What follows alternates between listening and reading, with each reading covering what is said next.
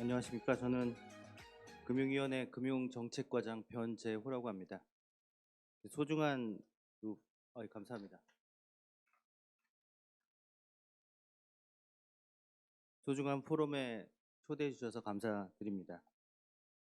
오전 세션을 보니까 저희 장관님도 와서 이제 축사를 하신 것 같고요. 그리고 아이켄 그린 교수하고 찰스 구다트 교수는 저는 뵙지는 못했지만 항상 뭐 강연이나 그런 거를 들으면서 한번 뵙고 싶었던 분인데 좀 기회를 놓친 것 같아서 안타깝습니다. 그리고 이렇게 훌륭한 포럼에 저도 같이 정부 정책을 설명할 수 있게 돼서 큰 영광으로 생각하고 있습니다.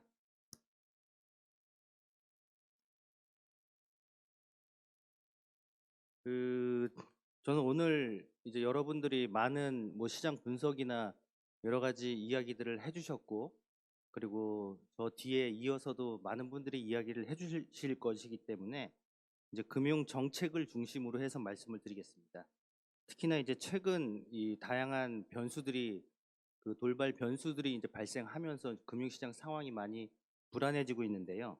그 점과 관련해서도 좀 말씀을 드리겠습니다.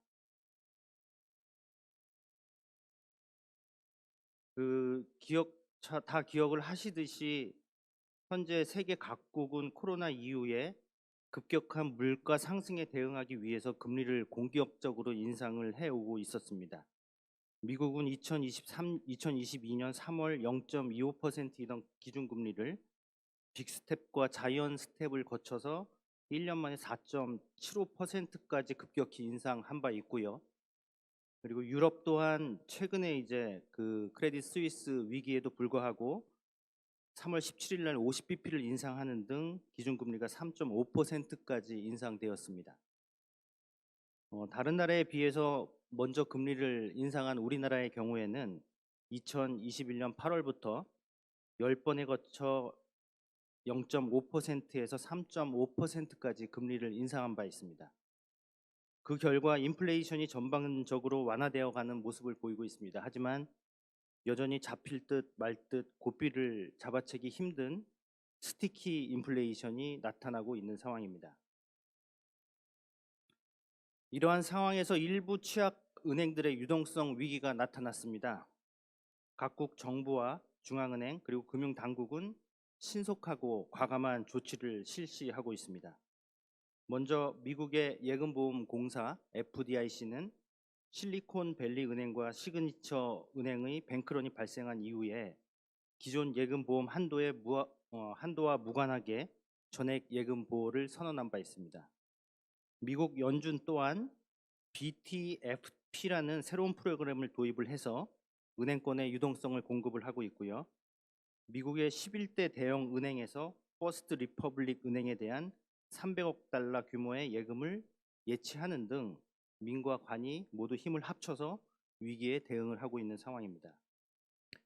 유럽 또한 위기에 처한 크레딧 스위스에 대해서 UBS가 32억 달러에 인수하기로 했고 스위스 당국은 1,000억 달러 규모의 지원을 해주기로 한 바 있습니다. 각국 중앙은행은 아직 인플레이션을 완전히 통제하지 못한 상황에서 취약은행으로부터 촉발된 금융 불안을 잠재워야 하는 새로운 과제를 동시에 고려해야만 하는 상황에 처해 있습니다. 이러한 해외 쪽에서의 불안 요인이 아직 저희 국내 금융시장이나 자금 시장에 부정적인 영향을 미치진 않고 있습니다. 이러한 국제 환경에서 저희가 추진하고자 하는 금융정책 방향은 세 가지입니다.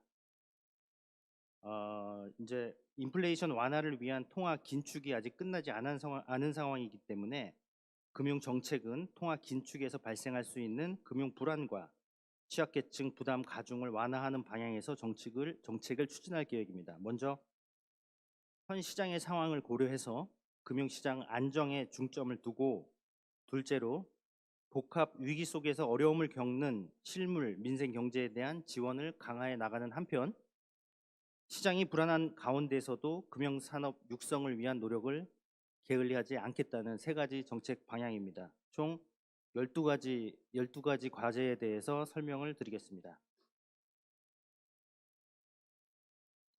먼저 금융시장 불안 요인에 대해 선제적으로 대응할 계획입니다. 국내외적으로 많은 불확실성과 우려가 있는 만큼 작년 10월 달 그 시장이 갑자기 불안해짐에 따라서 도입된 채권시장 안정 펀드 등 시장 안정 프로그램 중 현재 활용 가능한 40조 원 이상의 지원 여력을 활용을 해서 시장 안정을 도모해 나가고, 기업의 회사채를 매입하는 PCBO 프로그램을 통해 기업의 자금 조달 애로를 완화할 계획입니다. 기재부 금융위원회, 한국은행, 금감원 등 유관 기관 간 긴밀한 정책 공조 하에서 금융 부문의 모든 가용 자원과 역량을 총동원해서 시장 상황에 맞는 유연하고 창의적인 정책 대응을 추진하겠습니다. 영어를 한마디 하려고 그러는데요. 좀 발음이 좀 그렇더라도 좀 양해를 부탁드리겠습니다. Generals always fight the last war라는 말이 있습니다. 그러니까 우리말로 번역을 해보면은 장수는 항상 그 지난 전쟁과 싸운다라는 표현인데요. 무슨 표현이냐면은 이제 그 과거에 그 승리를 거두었던 그 장수는 항상 지난 전쟁에서 자기가 썼던 그 전략이라든가 그런 무기를 통해서 새로운 싸움도 대응을 한다라고 합니다. 하지만 매번 그 싸움은 양상이라든가 그 처해진 여건 자체가 다르기 때문에 매번 새로운 전략과 새로운 무기를 가지고 대응을 해야 된다라는 얘기라고 합니다. 마찬가지로 금융 위기, 금융이 처한 환경 자체도 매번 바뀌는 거기 때문에 그 정책 당국자로서 좀 창의적인 그리고 유연한 정책 대안을 발굴하는 데 노력을 할 계획입니다. 특히 저희 금융시장 쪽에서 가장 불안 요인으로 등장하고 있는 거는 아무래도 그 부동산 PF와 관련된 사항이라고 생각을 합니다. 그래서 부동산 시장에 대해서는 크게 세 가지 방향으로 안정화 방안을 추진을 할 계획인데요. 첫 번째로 이제 부동산 PF와 관련해서는 먼저 정상 PF 사업장에 대해서는 이제 사업자 보증이나 시장 안정 프로그램 등을 통해서 자금이 제대로 잘 돌아가도록 하는 한편, 이제 부실 또는 부실 우려 PF에 대해서는 이 대주단 협약을 정비를 해서, 그리고 캠코에서 PF 대출 채권, 그러니까 부실 채권을 매수하는 그런 별도의 펀드 등을 조성을 해서 시장의 자율적인 조정 기능이 작동될 수 있도록 노력을 하겠습니다. 또한 건설사의 그런 유동성 위험에도 대응하기 위해서 건설사가 보증한 PF, ABCP에 대한 그런 원활한 차환을 지원을 하고, 이제 정책 금융기관 등을 통해서 자금 지원을 해서 건설사의 유동성 지원도 차질 없이 추진을 해나갈 계획입니다. 그리고 무엇보다 이런 부동산에 대한 전반적인 연착륙을 위해서 규제 지역을 대폭 완화한 바 있고요. 그리고 취득세나 등록세와 같은 세금 혜택을 이제 다시 부활시킨 바가 있으며, 이와 함께 LTV와 같은 이제 금융 규제, 대출 규제도 대폭 좀 속도를 높여서 정상화해 나갈 계획입니다.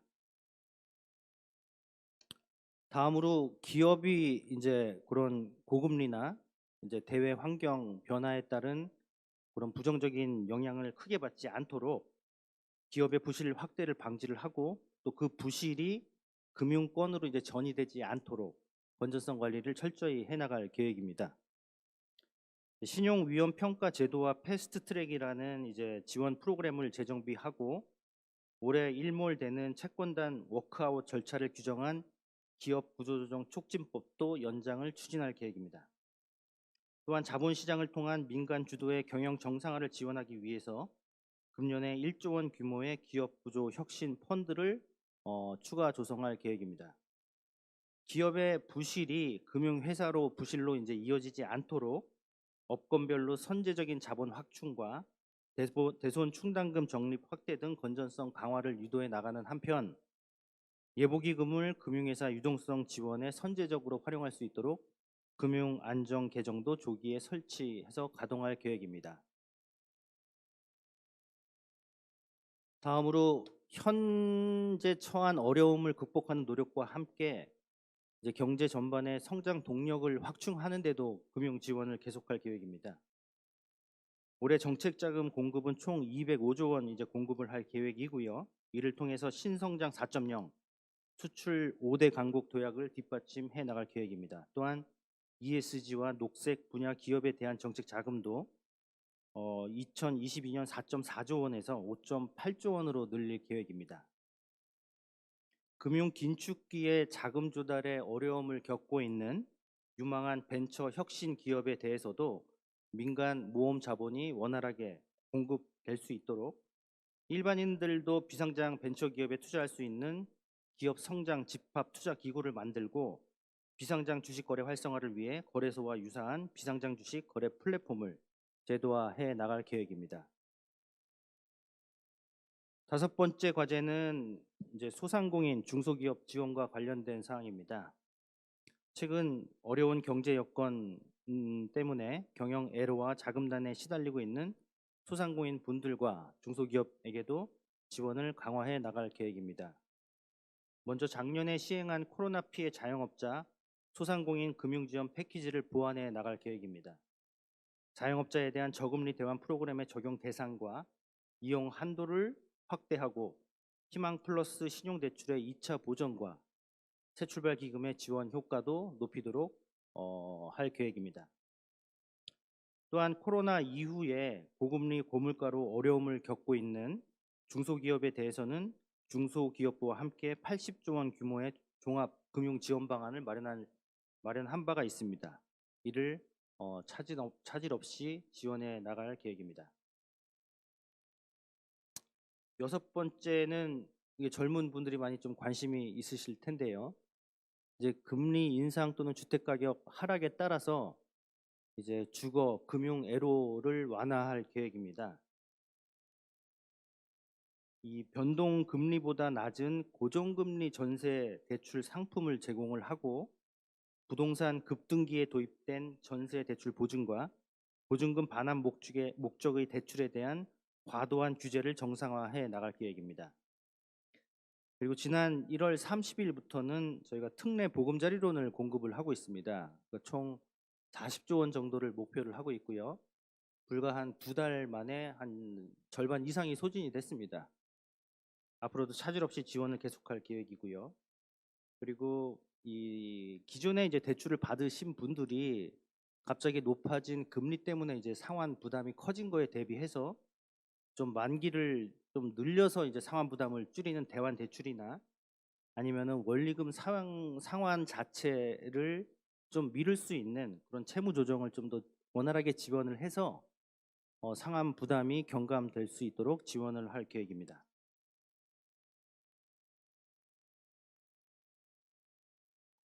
다음으로는 취약 차주에 대한 특히나 지금 금리가 많이 올라가고 있고 최고 금리는 20%로 이제 실링이 있기 때문에 이제 제도권에서 탈락하시는 그런 취약 차주들이 많이 있는 걸로 알고 있습니다. 그분들에 대한 대책인데요.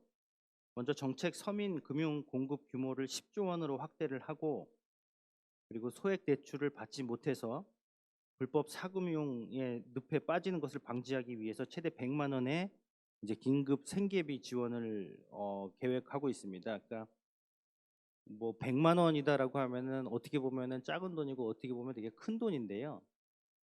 이게 그 신용 불량에 있으신 분들은 솔직히 이제 단돈 100만 원, 뭐 50만 원이 없기 때문에 이제 새로운 사채를 또 일으켜야 되는 이제 그런 상황에 처해 있습니다. 그래서 요 100만 원 생계 지원 상품은 특이한 점이 당일날 바로 뭐 별도의 심사를 거치지 않고 최소한의 심사만 거쳐서 불법 사금융으로 가지 마시고 그냥 100만 원을 갚으실 수 있게 이제 100만 원을 쓰실 수 있고 그리고 원활하게 이제 갚으실 수 있도록 하는 그런 방안입니다. 그리고 이 정상적인 대출 상환이 어려운 분들에 대해서는 이제 채무 조정을 통해서 이제 재기 지원을 하고 그리고 청년 도약 계좌를 통해서 청년층 목돈 마련도 적극 지원을 해나갈 계획입니다.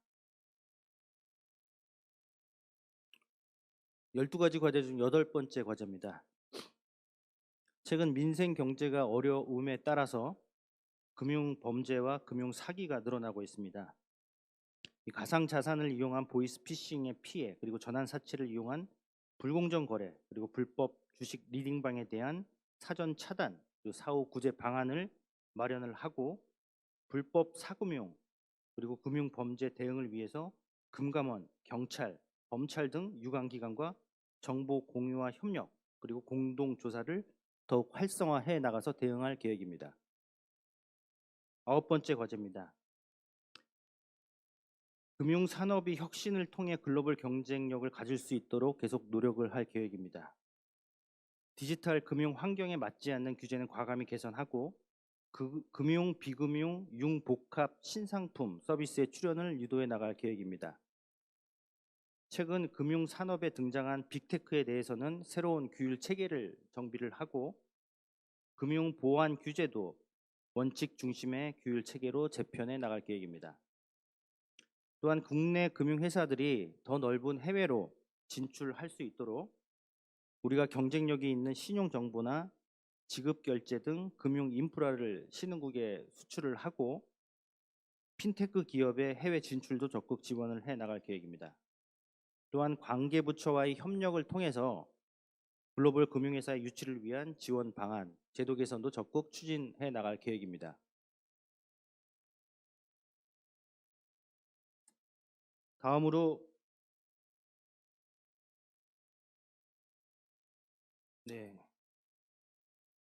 다음으로 금융 분야의 혁신 동력이라고 할 수 있는 핀테크 스타트업의 경쟁력도 제고해 나갈 계획입니다. 핀테크 스타트업이 시행착오를 줄이고 빠르게 성장할 수 있도록 컨설팅, 자금, 정보 등 필요한 지원을 다 할 계획이고요. 새롭게 등장한 디지털 자산에 대한 규율 체계도 마련을 할 계획입니다. 국제 논의 동향을 고려해서 가상자산 규율 체계를 마련을 하고 마련해 나가되 우선 불공정 거래, 소비자 보호를 위한 불공정 거래 부분에 대해서는 먼저 규율 체계를 마련을 하고 새로운 형태의 증권형 디지털 자산에 대한 규제 체계도 마련할 계획입니다.